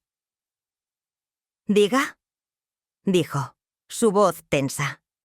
Al otro lado de la línea, la voz de Beatriz, clara y sin inflexiones, le taladró el oído. «Alejandro, soy yo, tu madre». Alejandro sintió un escalofrío. «Mamá, ¿por qué? ¿Por qué nos haces esto?». Su voz era un gemido. «Eso es precisamente lo que quiero discutir», replicó Beatriz, ignorando su pregunta. «Me gustaría que tú y tu hermana, junto con sus parejas, vinieran a verme. Estoy dispuesta a escuchar lo que tienen que decir y a explicarles algunas cosas. Creo que ya es hora de que entiendan la magnitud de su error». La voz de Alejandro vaciló. «¿Escucharnos? ¿De verdad? ¿Significa esto que nos perdonarás? ¿Que todo esto terminará?». Había un rayo de esperanza, desesperado y patético, en su tono. «Simplemente significa que estoy dispuesta a hablar», dijo Beatriz con una ambigüedad calculada. «Los espero mañana a las 10 de la mañana, en el Salón Rojo del Centro de Prensa Global. Es un lugar neutral, y así podemos tener la privacidad que necesitamos para una conversación tan delicada». Alejandro, sin dudarlo, interrumpió. «Sí, mamá, estaremos allí, por supuesto. A las 10. Gracias, mamá. De verdad, gracias». Isabel, que había estado escuchando desde el otro lado de la habitación, corrió a abrazar a Alejandro. «Nos va a perdonar. Lo sabía. Mamá nos ama». Beatriz colgó el teléfono. Su expresión permanecía impasible. El Centro de Prensa Global no era un lugar neutral para una conversación familiar íntima. Era el epicentro de los medios de comunicación, un escenario diseñado para la máxima exposición. Y el Salón Rojo, en particular, era un estudio de televisión. La trampa estaba puesta, y ellos, desesperados por una tabla de salvación, se precipitarían directamente hacia ella. La ejecución pública final estaba a punto de comenzar. El trayecto hasta el Centro de Prensa Global fue un calvario de nerviosismo y una esperanza insensata. Alejandro, Isabel, Camila y Ricardo, demacrados y con la ropa algo desaliñada por los días de angustia, llegaron al imponente edificio. Entraron en el vestíbulo, decorado con pantallas gigantes que mostraban las últimas noticias. Muchas de ellas, aún, sobre ellos. Un joven asistente de producción, con una sonrisa forzada y un auricular en la oreja, los condujo hacia el Salón Rojo. «Por aquí, por favor», dijo el asistente, señalando unas puertas dobles de madera maciza. Alejandro, con el corazón latiéndole con fuerza, abrió la puerta. Lo que vieron al otro lado los golpeó como una bofetada helada. No era un salón privado. Era un estudio de televisión. Las luces brillantes de los focos cegaban. Las cámaras enormes con sus lentes imponentes apuntaban directamente hacia ellos. Un decorado minimalista con un escritorio central y sillas. Y en las sillas, ya sentados y con el micrófono en la mano, estaban no solo Beatriz, su madre, sino también una presentadora de televisión de renombre nacional, la famosa Sofía Morales, conocida por sus entrevistas incisivas, y a su lado, el doctor Elías Benítez, el experto en arte que había revelado la identidad de la mano pura. Detrás de ellos, en las gradas, un público reducido, pero visible, los miraba con una mezcla de curiosidad y desprecio. «¡No, mamá! ¿Qué es esto?», exclamó Alejandro, su voz temblorosa de terror. Su rostro se descompuso al darse cuenta de la magnitud de la trampa. Intentó retroceder, tirar de Isabel, Camila y Ricardo hacia la salida, pero el asistente de producción ya había cerrado las puertas detrás de ellos, y 2 guardias de seguridad se materializaron discretamente a los lados. Isabel llevó las manos a su boca, sus ojos desorbitados. «No, no podemos hacer esto. Esto es una emboscada». Camila, por primera vez, perdió su compostura. Su rostro se puso blanco como el papel. «Esto es una locura. Beatriz, por favor, no». Ricardo, con el sudor frío corriéndole por la frente, intentó una última jugada. «Señora Morales, esto es una reunión privada. No pueden grabarnos así». La presentadora, Sofía Morales, sonrió fríamente, sus ojos brillando con una anticipación profesional. «Bienvenidos, señores Valdés. Tomen asiento, por favor. Estamos en vivo para millones de hogares. La señora Beatriz Valdés, la mano pura, ha decidido que es hora de que la verdad se revele en su totalidad y que el mundo escuche la versión completa de esta historia familiar. No hay escapatoria. Los micrófonos ya están encendidos». Los 4 se quedaron inmóviles, como conejos atrapados por los faros. La humillación ya no era una posibilidad, era una certeza. Estaban en el ojo del huracán, expuestos, vulnerables, y no había ningún lugar donde esconderse. El terror los invadió, un terror que nunca antes habían conocido. La trampa se había cerrado, y la audiencia global esperaba con avidez el espectáculo. Beatriz, sentada en el centro del escenario, un aura de calma y poder emanando de ella, esperó a que sus hijos, pálidos y temblorosos, tomaran asiento en las sillas frente a ella. Las cámaras enfocaban cada uno de sus gestos, cada gota de sudor, cada mirada de pánico. La presentadora, Sofía Morales, hizo una breve introducción, presentando a la mano pura como un fenómeno artístico y a sus hijos como los protagonistas del escándalo. Luego, le cedió la palabra a Beatriz. Beatriz tomó el micrófono. Su voz, tranquila y serena, llenó el estudio y los millones de hogares que la escuchaban. No había rencor en su tono, no había lágrimas ni súplicas.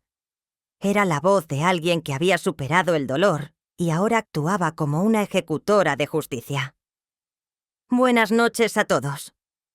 Durante muchos años he vivido una vida tranquila, dedicada a mi arte y a mi familia. una vida de aparente modestia que ocultaba una verdad que muy pocos conocían.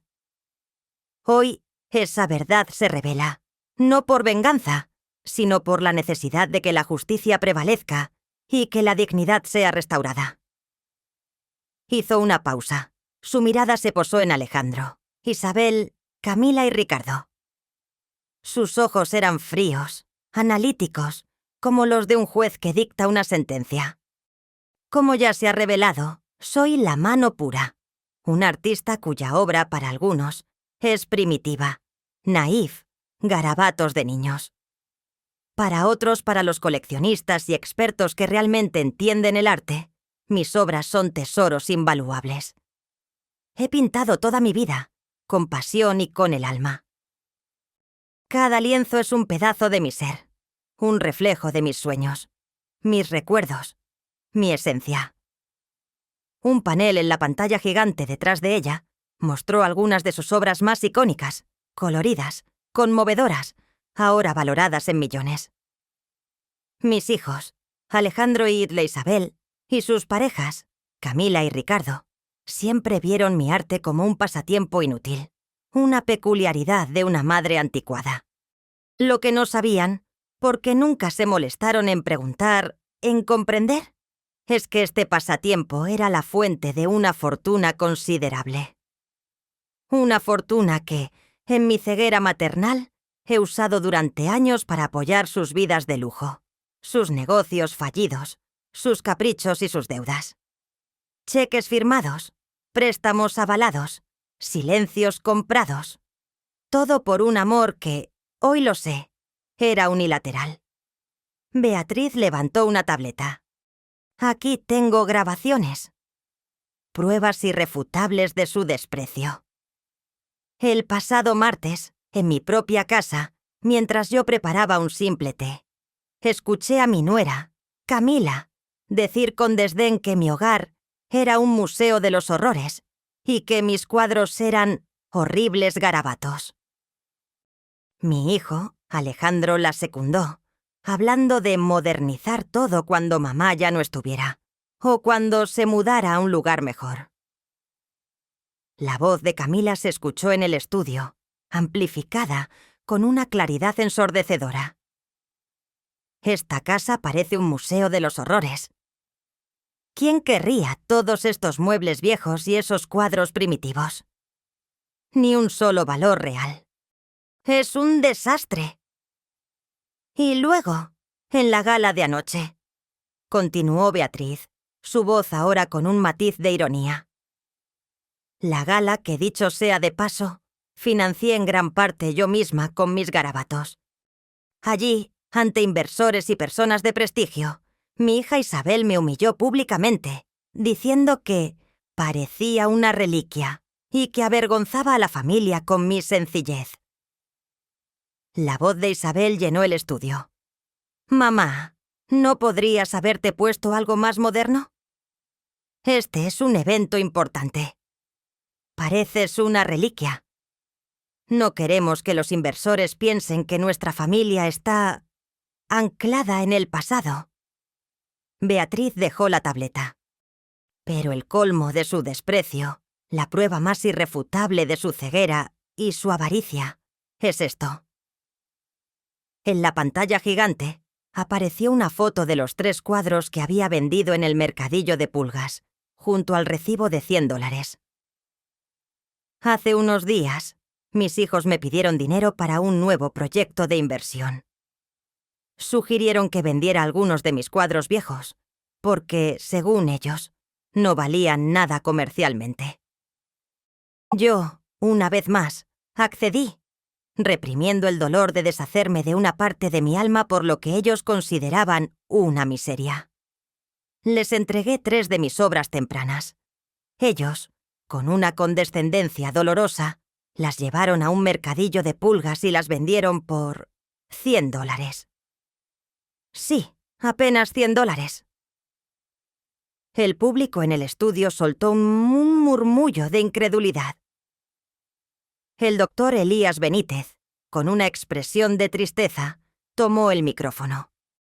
Quisiera añadir que esas 3 obras que la señora Valdés pintó en su juventud son consideradas por los expertos como piezas fundamentales en la evolución del estilo de la mano pura. Su valor estimado, en una subasta internacional, cada una de ellas superaría holgadamente el $1.000.000. Es decir, $3 millones por lo que ellos consideraron garabatos que apenas valían 100. Beatriz retomó el control. En las últimas horas he activado un plan. Todas las garantías bancarias que les ofrecía han sido retiradas. Sus deudas, sus proyectos fallidos, sus fraudes ocultos. Todo está saliendo a la luz. Sus carreras se han desmoronado y su círculo de amigos los ha abandonado. Han sembrado la ingratitud y la codicia, y ahora están cosechando el aislamiento y la ruina. No les perdono. No les ofrezco reconciliación. Esto no es un castigo, es una consecuencia. La verdad, al igual que el arte, siempre encuentra su camino hacia la luz, sin importar cuán oscuro sea el lienzo. Y el precio de la dignidad es invaluable. Las cámaras se mantuvieron fijas en los rostros de los 4, que ahora lloraban, no de remordimiento, sino de pánico y desesperación absoluta. El monólogo de Beatriz no solo había destruido sus vidas, había desmantelado sus almas en vivo y en directo, ante la mirada de millones de personas. El silencio que siguió al devastador monólogo de Beatriz era tan denso que casi se podía cortar con un cuchillo. Las luces del estudio parpadeaban sobre los rostros lívidos de Alejandro, Isabel, Camila y Ricardo, quienes se encogían en sus asientos, como si el propio aire les quemara. La presentadora, Sofía Morales, con un profesionalismo imperturbable, se aclaró la garganta. Bueno, la señora Valdés ha sido muy clara. Ahora, ¿les gustaría ofrecer alguna réplica? Alejandro, Isabel, ¿tienen algo que decir en su defensa? Alejandro, con los ojos rojos e hinchados, tartamudeó, intentando recomponerse. Yo no sé qué decir. Mamá, esto es un error. Siempre la hemos querido. Siempre. Nosotros solo queríamos lo mejor para ella. Pensábamos que los cuadros, que no valían tanto, que era por ayudarla a deshacerse de cosas viejas. Sus palabras eran incoherentes, mezcladas con gemidos. Nosotros la amamos. Por favor, mamá, no hagas esto. Te lo ruego. Isabel a su lado irrumpió en sollozos, las lágrimas corriendo por su máscara de maquillaje. Es mentira. Todo es una calumnia. Esas grabaciones están sacadas de contexto. Mamá. Mamá está siendo manipulada. Ricardo y yo solo pensábamos en el futuro de los niños. Ella nos ha destrozado. Mamá, por favor, detente. No nos hagas esto. Camila, aunque más controlada, su voz temblaba visiblemente. Suegra, por favor, entienda que en el fragor de la conversación, uno dice cosas que no siente. Siempre la hemos admirado. Sus cuadros son hermosos a su manera. Nunca quisimos humillarla. Fue un malentendido. Queríamos ayudarla a simplificar su vida. Su intento de justificación sonó patético, casi tan cínico como sus palabras originales. Ricardo, con la cabeza gacha, murmuró: «Sí, todo esto es una confusión. Mamá, por favor, piensa en lo que estás haciendo. Estás destruyendo a tu propia familia». Las mentiras eran evidentes. Las palabras, vacías de convicción, apenas un eco de su desesperación. Sus voces, que antes resonaban con confianza y superioridad, ahora eran balbuceos incoherentes, patéticos lamentos. El público en el estudio, que había escuchado con una mezcla de horror y fascinación el monólogo de Beatriz, no respondió con abucheos ruidosos, sino con algo mucho más devastador. Un silencio glacial. Un silencio cargado de juicio, de desprecio. Se sentía como un muro invisible que los separaba del resto de la humanidad. Algunas personas negaron con la cabeza. Otras miraron al suelo, incapaces de sostener la mirada de sus hijos. La empatía había desaparecido, reemplazada por una profunda desaprobación. Beatriz los miró, su expresión inalterable. No dijo nada más. No había necesidad. Sus palabras ya habían sido pronunciadas, sus acciones ya estaban en marcha. El destino de sus hijos ya estaba sellado, no por la ira, sino por la verdad. La audiencia, tanto en el estudio como en sus hogares, había dictado su veredicto. Y ese veredicto era unánime y demoledor. Varios meses después, la vida de Alejandro, Isabel, Camila y Ricardo era irreconocible. La opulencia y el estatus social se habían desvanecido como un sueño efímero, reemplazados por una cruda realidad de penuria y humillación constante. Alejandro, el antiguo magnate de los negocios que conducía coches deportivos y vivía en un penthouse, ahora trabajaba en un turno de noche en una tienda de conveniencia. Su uniforme, que le quedaba mal, era una cruel burla a sus trajes a medida. Se humillaba cada día ante clientes que le pedían cambios o le arrojaban las monedas. Una tarde, una mujer entró, y al reconocerlo, murmuró lo suficientemente alto para que él la escuchara. «Mira, el que vendió a su madre por $100. Alejandro se encogió. Su rostro se sonrojó de vergüenza, y solo pudo murmurar. «¿Algo más, señora?» Su modesto apartamento de una habitación estaba en un barrio ruidoso y destartalado, muy lejos de los edificios de lujo que solía habitar. Las paredes descascaradas y los muebles baratos eran un recordatorio constante de su caída. Las noches las pasaba mirando viejas fotos, añorando una vida que se había esfumado. Isabel, la presidenta de la Fundación Benéfica y Socialité, ahora intentaba vender productos de belleza de catálogo puerta a puerta. La mayoría de las puertas se cerraban en su cara. Aquellas que se abrían, lo hacían con miradas de desprecio o, peor aún, con la curiosidad mórbida de quien quería ver de cerca a la hija desagradecida de la mano pura. Había perdido su coche de lujo y dependía del transporte público, experimentando por primera vez la incomodidad de los autobuses abarrotados y los trenes sucios. Sus finas manos, acostumbradas a anillos de diamantes y cócteles, ahora cargaban pesadas bolsas de muestras. El apartamento de ella y Ricardo, aunque más grande que el de Alejandro, estaba igualmente desprovisto de lujos, con deudas que los asfixiaban y la constante amenaza de desalojo. Las facturas se acumulaban, y las comidas consistían en platos baratos y repetitivos. Camila, que siempre había vivido de la tarjeta de crédito de Alejandro, se encontró sin ingresos. Intentó trabajar como asistente personal, pero su arrogancia y falta de experiencia real en un ambiente laboral modesto la hicieron insoportable. Duró apenas unas semanas en cada puesto. Finalmente, tuvo que aceptar un empleo como dependienta en una boutique de segunda mano, donde se veía obligada a vender la ropa que antes habría descartado sin pensarlo. Su autoestima, ligada a la ropa de marca y las carteras caras, se desmoronaba con cada etiqueta de precio rebajada que ponía. Ricardo, el consultor de éxito, no encontraba trabajo. Su reputación estaba por los suelos. Nadie quería contratarlo. Había intentado varios proyectos, pero su nombre era un veneno. Se pasaba los días en casa, mirando televisión, sumido en una depresión profunda, echando la culpa a todos menos a sí mismo. Las llamadas de los acreedores eran constantes, y el miedo a perder lo poco que les quedaba era una sombra permanente. Sus vidas estaban marcadas por la humillación diaria, la vergüenza pública y la constante lucha por la supervivencia.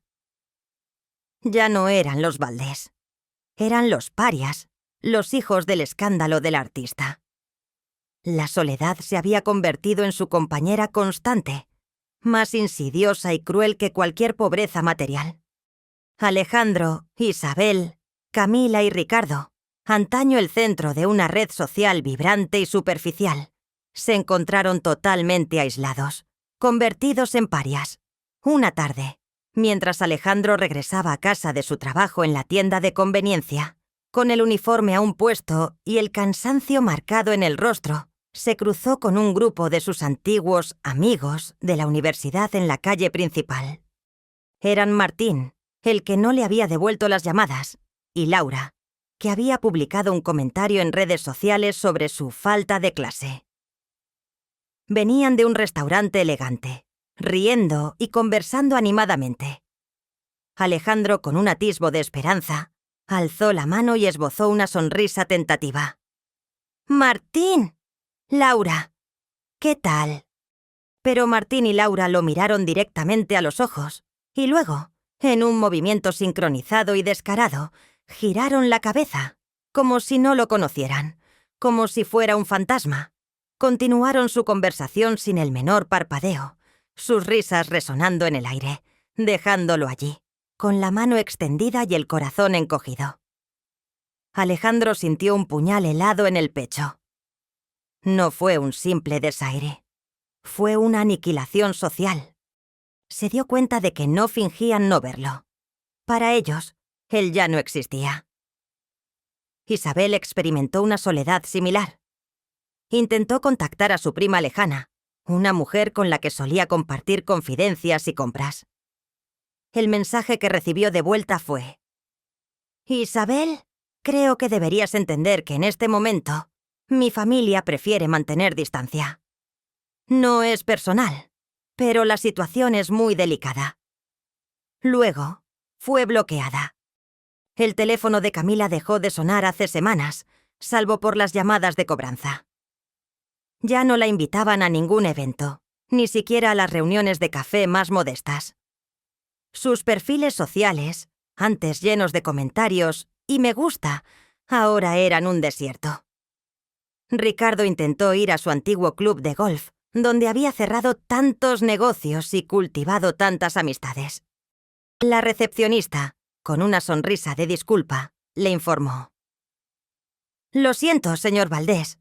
Su membresía ha sido cancelada, por orden de la directiva». Se dio cuenta de que incluso las instituciones que antes lo acogían le daban la espalda. Sentados en la penumbra de sus respectivos y modestos apartamentos, Alejandro, Isabel, Camila y Ricardo comenzaron a comprender la magnitud de su error. No habían perdido solo dinero y estatus. Habían perdido lo más valioso: la conexión humana genuina. El amor y la lealtad que creían haber cultivado con sus amigos eran una ilusión, cimentada únicamente en la riqueza de Beatriz. Sin ella, no eran más que sombras en la periferia de un mundo al que ya no pertenecían. La conciencia de su total aislamiento social, de que solo habían sido valorados por lo que poseían y no por quienes eran, se cernía sobre ellos como una verdad amarga, una soledad profunda y merecida que los acompañaría por el resto de sus días. Varios meses después de la explosión mediática, Beatriz Valdés ya no era solo Beatriz, la abuela de la casa rústica. Ahora era una figura icónica, una leyenda viva. Beatriz, la mano pura. Su seudónimo era un nombre que resonaba en los círculos de arte, en los medios de comunicación y en el corazón de millones de personas que veían en ella un símbolo de dignidad, fortaleza y resiliencia. Su nueva vida era un torbellino de actividad, pero uno que ella controlaba con una gracia inmensa. Ya no vivía en la casa de su pueblo, aunque la mantenía intacta, como un santuario de sus recuerdos. Ahora residía en una elegante residencia con un vasto estudio de arte, donde las luces naturales inundaban sus lienzos. Seguía pintando, pero ahora, cada pincelada era un acto de pura expresión, sin la sombra de la necesidad ni el peso del secreto. Sus nuevas obras eran más profundas, más vibrantes, cargadas con la sabiduría de su experiencia. Sus exposiciones, pocas y exclusivas, eran eventos globales, con listas de espera de años para adquirir una de sus obras. Se había convertido en una personalidad mediática, no por su búsqueda, sino por el clamor público. Aparecía en programas de entrevistas culturales. Su voz serena y su sabiduría cautivaban aquí en audiencias de todas las edades. Fundó la Fundación El Lienzo de la Dignidad, una organización filantrópica dedicada a apoyar a artistas emergentes que, como ella, pintaban desde el alma, sin buscar el reconocimiento comercial, y a educar sobre el verdadero valor del arte y el respeto por la creatividad. Su historia se convirtió en un faro para aquellos que habían sido subestimados o traicionados. Escribió un libro de memorias, El precio de la pureza, que se convirtió en un éxito de ventas instantáneo, traducido a docenas de idiomas. En él, relataba su viaje artístico, el secreto de la mano pura y la desgarradora historia de la traición de sus hijos, sin un ápice de rencor, sino con una fría objetividad que hacía que la verdad fuera aún más poderosa. Daba conferencias en universidades y foros internacionales, inspirando a la gente con su historia sobre la importancia de la autoestima, la defensa de los propios valores y el poder de la resiliencia. Se había convertido en un icono de estilo y fuerza, su sencillez anterior ahora vista como una elegancia atemporal. La historia culminó en una majestuosa ceremonia de gala en la Gran Ópera Nacional, donde Beatriz fue galardonada con el prestigioso Premio Global a la Trayectoria Artística y Filantrópica. El público, de pie, la ovacionó durante minutos mientras subía al escenario, vestida con un elegante traje de seda color esmeralda, su broche de plata, el mismo que usó en la fatídica gala, brillando en su solapa. La presentadora, la misma Sofía Morales, la describió como una mujer que ha redefinido el significado de la victoria personal y artística. Beatriz tomó el micrófono, la sala sumida en un silencio reverente. Su mirada abarcó la inmensa audiencia, los ojos de millones de personas que seguían la transmisión en vivo. «Buenas noches a todos», comenzó, su voz resonando con una claridad y una autoridad innegables. «Hoy, aquí, en este escenario de reconocimiento, no solo celebro una trayectoria artística, celebro la dignidad, celebro el autorrespeto, celebro la fortaleza que reside en defender la verdad, incluso cuando esa verdad es dolorosa».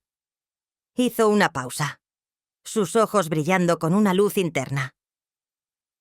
«Durante mucho tiempo viví en la sombra, no por cobardía, sino por elección. Permití que el mundo exterior definiera mi valor y, lamentablemente, permití que aquellos a quienes más amaba me despojaran de él. Pensé que el amor era un sacrificio infinito, una entrega sin límites, incluso a costa de mi propia esencia. Me equivoqué. El amor verdadero no exige la aniquilación del yo.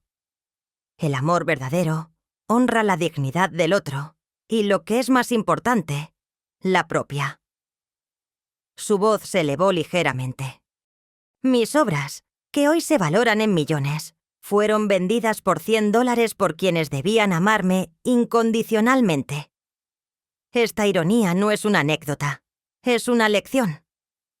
Nos enseña que el valor real de algo, o de alguien, no se mide por el precio que le ponen los ciegos, los ignorantes o los codiciosos.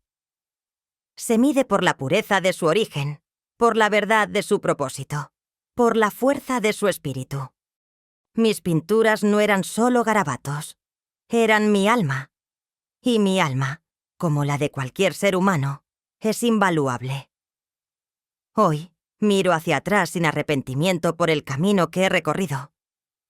No hay perdón para quienes no lo buscan, ni reconciliación para quienes no reconocen su culpa.